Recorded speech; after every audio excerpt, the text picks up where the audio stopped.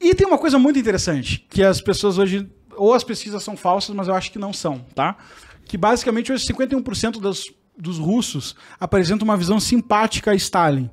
Então... Cara, que loucura É isso. muito louco, Meu tá? Deus Mas do isso céu. tem um livro que eu acho maravilhoso, chamado O Novo Homem Soviético, de uma jornalista chamada Svetlana Alexievich, que ela entrevista várias pessoas que viveram na União Soviética, que estão vivendo pós-União Soviética, e ela contrasta a percepção, qual é a diferença. E aí tu vê que o ser humano, ele é diferente, ele mesmo tendo passado por tudo aquilo, ele interpreta a própria história dele. Então a história dele é tingida de nostalgia. Sim. Então, por exemplo, tem uma senhora que dá um depoimento que eu sempre cito, que é, ela sentia falta de ter apenas uma pasta de dente que ela recebia do governo. Sim. Ela achava um absurdo ter que ir num supermercado e ter que escolher entre várias pastas de dente.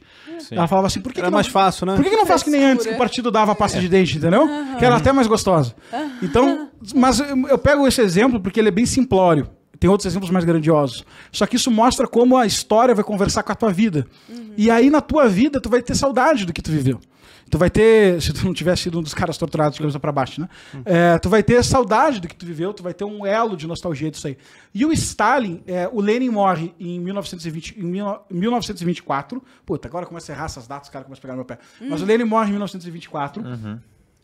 E o Stalin já se articula ali. O Trotsky o Trotsky era para ser o próximo líder. Lenin deixa um testamento nomeando Stalin. Nomeando Stalin, não. Falando que Stalin é um perigo. Tá? Algumas pessoas colocam em dúvida a existência histórica desse testamento e tal, mas o ponto é que a narrativa é que o testamento existiu. Se era o Lenin que escreveu, foi outra história. Mas nesse testamento, o Lenin fala assim, cara, Stalin é um perigo. Se liguem, tem que tirar o poder desse cara. Stalin tinha virado o RH do partido. Ele escolhia quem entrava e quem saía, e isso deu um certo poder para ele, né? Ele foi botando para dentro os aliados e botando para fora os inimigos. E ele falou que o Trotsky era o cara mais capacitado para assumir o poder. Só que por que eles toparam que o Lenin assumisse o poder? Aí a gente volta para a questão judaica, que vai estourar lá em 45 não, em 30 e tantos. Por que eles toparam que o Lenin assumisse o poder? Porque o Trotsky era judeu e Stalin era georgiano. Então Stalin tinha um forte sotaque georgiano e ele não poderia falar como líder da Rússia sendo georgiano. Inclusive, quando ele assumiu, essa foi a maior preocupação dele. Por isso que ele botou a língua russa como obrigatória e única língua e pegou pesado nas políticas antijudaicas contra outras etnias, justamente para ninguém perceber nele um georgiano. E o Trotsky era judeusaço. Mas ele quase não falava também, né? Tipo, discursava. Ele foi muito low profile. A gente tem poucos discursos dele comparado a outros ditadores como Hitler, Mussolini da época e tal. Mas o ponto é... E o Trotsky era judeusaço. O vô dele foi vítima dos pogroms e tudo mais. Então, isso dificultava muito. O Lenin também era judeu, só que ele não sabia. Depois, a irmã do Lenin vai descobrir que ele era judeu, vai levar a documentação para o Stalin, e o Stalin vai falar assim, vai para casa, dá uma Nem volta. mais uma palavra. Isso, não habla sobre isto. E tal. Então, Lenin também era judeu, mas não era conhecido, esse fato. E isso vai ser toda a matéria-prima para o nazismo desenvolver a teoria do bolchevique judaico. Né? O bolchevismo judaico, etc. E tal. Porque Marx era judeu, Trotsky era judeu, Lenin era judeu. Então, na mão dos nazistas, isso vai ser fruto de várias teorias da conspiração e de um discurso bastante antissemita, como todo mundo sabe. Então, quando o Stalin pega o poder, o que ele faz? Ele vê esse testamento, dizendo que ele é perigoso, e ele é o primeiro a pegar o testamento e dizer para a galera assim, ó, pessoal, eu não posso pegar o poder. Pô, com o nosso mestre Lenin falando uma coisa dessa, cara, eu não me atreveria. Só que como ele dá o primeiro passo, a própria galera, ele era um manipulador de primeira, a própria galera coloca uma atenuação, fala assim, não, vamos pensar melhor e tal. Acontece que na hora de ler o discurso no Congresso, os caras não leem a parte do testamento que rejeitava Stalin, dada a capacidade dele de manipulação do grupo. Ele assume isso aí, quando ele assume, o Lenin tinha se rendido para o capitalismo, né? O Lenin entra e ele faz a Gosplan, que era basicamente a estatização da propriedade privada, etc. e tal. Isso dá totalmente errado, as pessoas começam a morrer de fome, ele fica com medo dos rumos da Revolução e cria a NEP, que é a nova política econômica de 21 e 22, que é, na prática, deixa os caras produzir, né? Deixa o livre mercado acontecer. Então ele já chega atraindo o negócio. Stalin, quando pega o poder... O que aconteceu com Deng Xiaoping é parecido. Não. Nesse caso é uma decisão deles, não é os Estados Unidos vindo, tá? Tá. Daqui a pouco os Estados Unidos chegam, não se preocupe. E é uma diferença. A história da China tem uma diferença substancial, assim. 1920 também é muito diferente de 1960, 70 e outras épocas, né? Até porque a visão da China A China, inclusive, ela tem uma outra cabeça, porque funciona de outra maneira o país. A tradição autocrática na China é diferente da tradição autocrática russa. O imperador é tratado de outra maneira. Mao Tse-tung foi educado na França, tinha outra cabeça diferente de Stalin. Eu acho que o que dá para dizer que nós temos semelhança é que a China, ambos passam por reformas, isso sim. Os dois tiveram um caminho que foi reformado, mas Stalin tem claramente uma cabeça de unificação de uma grande nação russa com um grande ideal, unificada, com o partido pacificado, com todos andando no mesmo rumo, com uma visão de unidade que eu acho que ela é muito típica, assim, e ela é muito russa, porque tem um socialismo nacionalista envolvido. Com certeza. Isso é visto como uma traição por outros grupos que eram mais internacionalistas porque do movimento. Porque o Lenin era internacionalista nesse sentido, Todos né? eles eram, inclusive o Stalin. É que o Stalin percebe... O Stalin nem era russo, né? Então o Stalin percebe a oportunidade de se destacar no partido com o discurso de focar os esforços na Rússia. E é nisso que ele passa a perna no Trotsky, porque o Trotsky via uma comunidade socialista global. Ele passa a perna no Trotsky, expurga o Trotsky, numa limpeza que ele faz do partido. Trotsky depois vai acusar ele de ter matado o Lenin, etc. Aí começa uma briga histórica entre os dois, que vai acabar com o Trotsky tomando uma picaretada na cabeça no México. Era um furador de gelo, um negócio assim. Não, picareta mesmo, pra ser simbólico. Isso, pra ser simbólico, era o símbolo do movimento operário, né? Então ele mata com uma picareta pra lembrar de onde veio. E o Stalin faz isso tudo, e quando o Stalin assume o poder, ele cria... O Stalin é o cara... Stalin é homem de ferro, né? Então ele vai cumprir o pseudônimo que ele se auto-atribuiu. Porque ele vai jogar fora a nova política econômica e vai criar o plano quinquenal. O que é isso, tá? Ele vai dizer, pessoal, vocês podem produzir, mas vocês vão me dar o que vocês produzem e eu vou redistribuir para vocês. E ele vai botando cotas nisso. E aí a galera começa a roubar para poder sobreviver, porque senão vai morrer de fome. E aí o Stalin promove a lei antifurto. Se vocês roubarem, vocês vão estar roubando o patrimônio do Estado. E ele vai subindo os percentuais de produção que as pessoas têm que entregar, e o mais irônico é que ele sobe o percentual até 170%. Como assim 170%? Sim, as pessoas entregavam 100% do que elas produziam e estavam devedoras de 70%, que era para atingir as metas do plano quinquenal. Ou seja, a Rússia vai produzir tantas toneladas de trigo, tantas toneladas de não sei o quê. E aí o povo estava sempre em dívida nessa produção.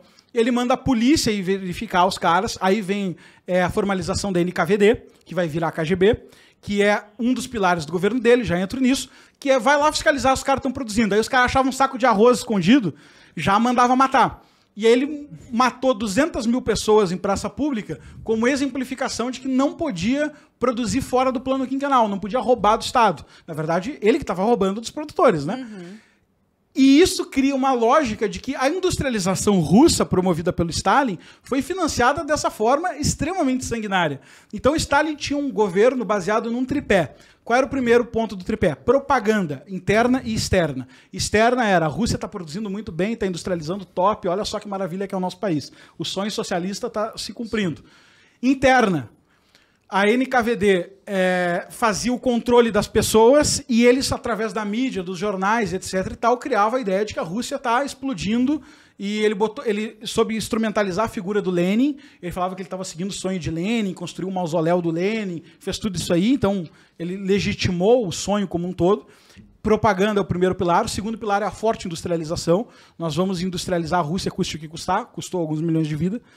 E o terceiro pilar é aparato de terror. A gente vai dominar o partido e dominar tudo. Então, Stalin, ele tinha táticas do tipo... Ele trocava as pessoas que rodeavam ele, de tempos em tempos, inclusive mandando matar algumas. Por quê? Porque se elas ficassem muito tempo, elas podiam criar relações, criando relações, podiam conspirar contra ele. Ele trocava as pessoas que comandavam os grupos de imprensa e comunicação. Por quê? Porque se ela tiver muito tempo lá, pode ser que tenha um plano que ela está seguindo e eu não estou vendo.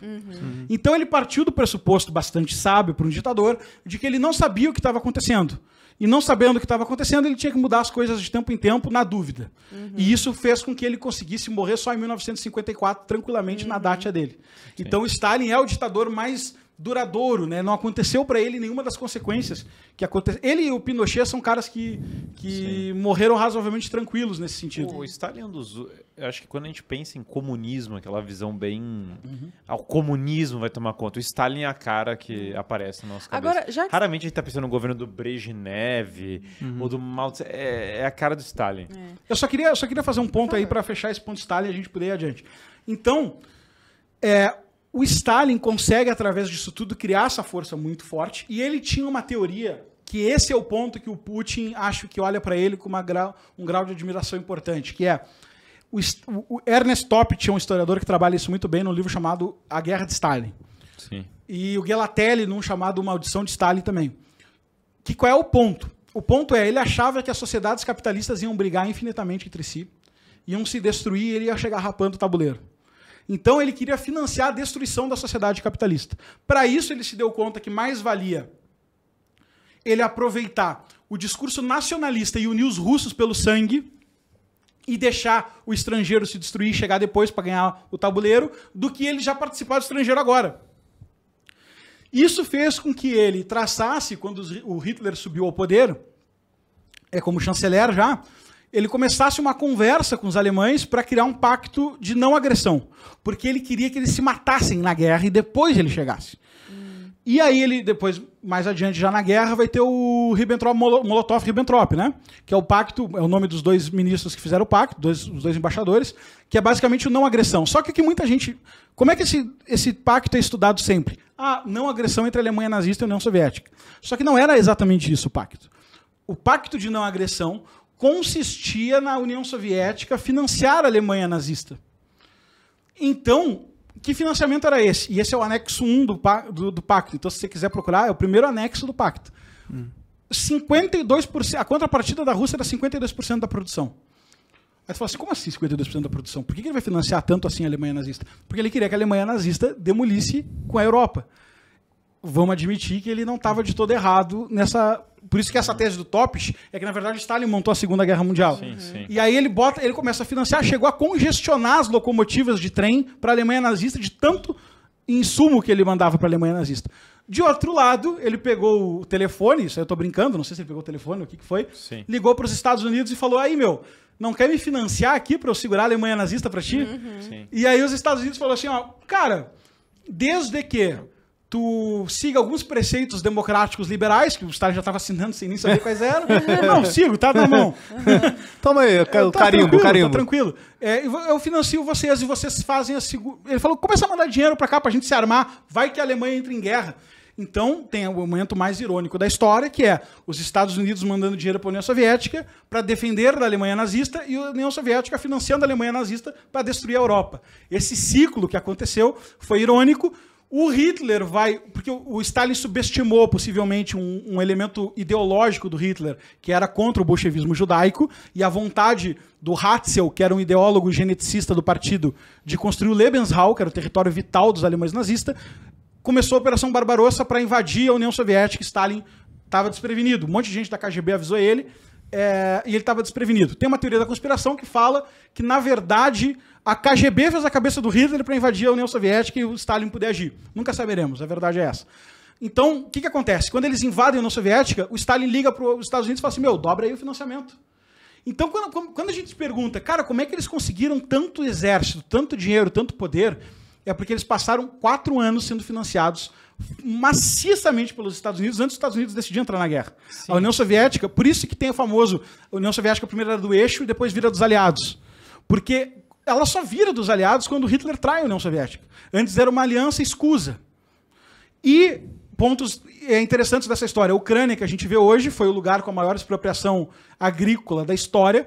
Os ucranianos, o Stalin aumentou as metas para 92% da produção ucraniana, isolou os ucranianos fugiram para Moscou, Stalin estabeleceu um passaporte não deixando eles fugir, matou 6 milhões de ucranianos de fome, fez essa tragédia imensa. Na Alemanha nazista ele retrucou com dinheiro americano, construiu fortemente os exércitos dele, e quando termina tudo, a Segunda Guerra Mundial, tem a tal da Conferência de Potsdam, que todo mundo achava que era uma conferência de paz. Só que o Stalin só queria fazer uma pergunta, ele só queria sondar a galera perguntando assim, cara, mas e aí nesse cenário, se outro país der a louca aí na Europa, o que vocês vão fazer? E os governantes anunciaram para ele aquilo que ele queria saber, que não, a gente não pode mais se meter em guerra, tá louco? E ele falou, vocês não podem se meter em guerra. Não, entendo, muito difícil. Assinou o Tratado de Paz, voltou para lá, como todo mundo sabe, avançou todo o leste europeu até a Alemanha e pegou metade do leste europeu, pegou todo o leste europeu e metade da Alemanha, anunciando aquilo que Churchill deu o nome de cortina de ferro. Que já era, em grande parte, o plano... Já era o plano original. Porque lembrando que a Segunda Guerra começa com o Stalin dividindo a Europa Oriental com Hitler na metade, né? E depois ele simplesmente avança até a Alemanha. Mas essa relação Estados Unidos e Stalin é muito mais profunda do que se imagina. O Roosevelt certamente não é que ele foi enganado por Stalin. Isso seria... Simplificação. Seria uma simplificação porque praticamente todos os principais oficiais do governo Roosevelt eram envolvidos com o Stalin. A tese que os caras meio que sabiam. E tipo, quem se importa com o leste europeu? Em nomes concretos, o secretário do Tesouro do Roosevelt, que fez o New Deal, que é fundamentalmente uma proposta socialista, o Henry Wallace, era um apoiador da União Soviética, inclusive militou para os Estados Unidos ser aliado da União Soviética depois da Segunda Guerra Mundial, continuar como aliado para não ter Guerra Fria. Um fato que pouca gente sabe, quem não gosta dessas coisas militares não sabe, não percebe a importância. Quando a União Soviética tomou Berlim e derrubou o Império Nazista, e os americanos chegaram posteriormente, qual foi o general mais parrudo, o general que mais tancava dos Estados Unidos, que era o Patton, ligou para os caras e disse assim, eu tô na Alemanha, tô com o soviético na minha frente aqui, eu só preciso da autorização para subir até Moscou empurrando esses caras, porque eles são um verdadeiro inimigo. Churchill leva isso para o parlamento e fala, vamos pegar Moscou, porque se a gente não pegar Moscou, a gente vai ter problema durante o século XX inteiro. A elite se junta e fala, cara, manda o Patton pra casa, dá uma medalha de condecoração pra ele. Mandou o Churchill pra casa, cara, depõe passou ele, teu tempo, foi bom enquanto durou, passou essa época, o mundo não tá mais pra guerras. Porque tinha uma relação econômica entre os dois. Sim. Por quê? Porque esse tal de programa de financiamento, que eu falei agora há pouco, se chamava Lend-Lease. Em tese, era pra Rússia devolver esse dinheiro. Então, imagina a quantidade de rolo, imagina o suador do banqueiro e dos presidentes que financiaram isso escondido, ouvindo, não, vamos tomar a União Soviética. Ele, não, deixa, não precisa, isso aí não tem nada a ver, etc e tal. Fato é, a Rússia nunca pagou, se construiu como um império gigantesco e toda a Guerra Fria foi financiada com esse dinheiro. O Putin acha isso uma memória histórica incrível e por isso acha o Stalin o maior estrategista de guerra da história da Rússia. Então o Stalin é tido como, mesmo sendo parte da União Soviética, ele é tido com um apelido que eu acho que resume tudo, que é o czar do povo. Ele era um czar, era mais forte que todos os outros czares, mas ele representava o povo. Então, o Stalin sobrevive no imaginário russo, de alguma forma, como esse ditador que tomou medidas difíceis num tempo difícil. E toda essa atrocidade que o Stalin vai fazer, outro spoiler que a galera às vezes não sabe, campo de concentração. Falamos muito, com razão, das atrocidades dos campos de concentração nazistas. Os nazistas fizeram um benchmark, ou seja, se inspiraram nos campos de concentração. Sim, que é uma invenção russa. Dos russos, que já tinham alguns campos pequenos na época do czarado, mas o Stalin que cria o Centro de Administração de Campos de Trabalho Correcional, sigla de Gulag. Gulag é uma sigla que significa isso, um centro de campos de trabalho correcional. Ir para o Gulag, cara, era um horror. A diferença de um campo de concentração nazista no nazista ia judeu e apoiador de judeu. No campo de concentração dos gulags, era bem democrático. Ia todo mundo. Ia todo mundo. Teve uma ordem, foi a ordem 84 que o Stalin assinou, que é uma das ordens mais sinistras de todos os tempos, que fala, se eu condenar o Arthur a ir para o campo do Gulag, que tem trabalho forçado em um campo de concentração, a mulher dele, os familiares dele também estão condenados. Eu acho que é 48. Eu acho que é 84. Mas aí, procurem procurem aí, ordem Stalin Família. Eu vi a sua própria aula ontem, acho que... Stalin Fonte Lucas Ferrugem. Isso, me refutando comigo. Talvez eu esteja errada. Tá? Não, eu acho que é 84, mas procurem aí e verifiquem. Mas ele assinou essa ordem que ele manda a tua família também. Por quê? Porque a tua família é uma representação dos requisitos ideológicos errados que tu tinha. Caraca. Então, milhões de pessoas vêm parar nos gulags. Aí tem livros maravilhosos sobre isso, Arquipélago Gulag, do Solzhenitsyn, Vida e Destino, do Vassili Grossman, entre todos, O Artista Iapá, do Shalamov, e assim outros livros tão bons que retratam essa experiência dos gulags. Nisso, a gente não tem os números corretos, mas, só para vocês terem ideia, a Rússia subornava as pessoas com pão para entregar os corpos de familiares. Quando a pessoa já estava doente, eles botavam numa carroça junto com os outros que já estavam mortos, porque ela já ia morrer de qualquer jeito. Fez toda essa questão da Ucrânia, matou o próprio povo, matou governantes. As pessoas tatuavam a cara de Stalin no Gulag com a esperança de não ser morto. Isso a historiadora Annie Applebaum escreveu nos estudos dela sobre o Gulag. E existia uma prática comum das mulheres que era conseguir um homem de Gulag. O homem de Gulag, o que era? Era um homem que era forte dentro da hierarquia, que ia ter relação com ela, porque senão ela seria estuprada por todo o Gulag. Então, essa é a tragédia que se constituiu na Rússia. E aí, isso é muito legal, porque, puxando para a Invasão Bolchevique, o filme exclusivo para assinante, de alguma forma, aquele século de ouro da literatura, que a gente falava há pouco tempo atrás, na frente da professora de português aqui, nós falávamos há pouco tempo, se consolidou como uma previsão acertada dessa atrocidade. Sim. Então a gente tem um trecho no filme que é uma releitura dos Demônios, do Fyodor Dostoiévski, que é o livro mais ideológico dele, é o livro que a esquerda também ama Dostoiévski, mas ela costuma pular os demônios, faz de conta que não aconteceu. Né? Faz de conta que não aconteceu, porque os demônios... E leem errado os outros também, né? Oi? Leem errado os Isso, outros exatamente. também, porque nada... Karamazov, para eles, é um discurso niilista. Em defesa do Ivan Karamazov, que está possuído pelo capeta na história. O idiota, na verdade, é idiota mesmo, e crime e castigo era pro cara ter saído inocente. Isso, exatamente. Eu não sei como que leem desse modo, mas conseguem mas os demônios eles têm que pular, porque não tem o que fazer. Inclusive a editora 34, que faz um belo trabalho de tradução, infelizmente tropeçou na sua ideologia e traduziu socialista para liberal nos demônios, porque, segundo o tradutor, o que eles queriam dizer na época mesmo era liberal, não era socialista, e isso cria um erro de interpretação. Acho que é mexer demais na obra do cara. Inclusive, rapidão, a gente pode soltar isso, o... Nós quero só fazer a ponte antes de soltar o trecho, que é Os Demônios é uma obra onde o Dostoiévski preconiza que o socialismo, no fim do jogo, não vai se tratar de uma ideologia. Vai se tratar daqueles que possuem vícios morais se aglutinando contra aqueles que também os possuem, mas querem se livrar deles. Vai se tratar de um versus entre aqueles que aceitam os seus vícios e falam, eu vou viver com isso aqui, dane-se, contra aqueles que, mesmo tendo esses vícios, gostariam de ser melhores. Então, Dostoiévski preconiza isso com muita sabedoria e...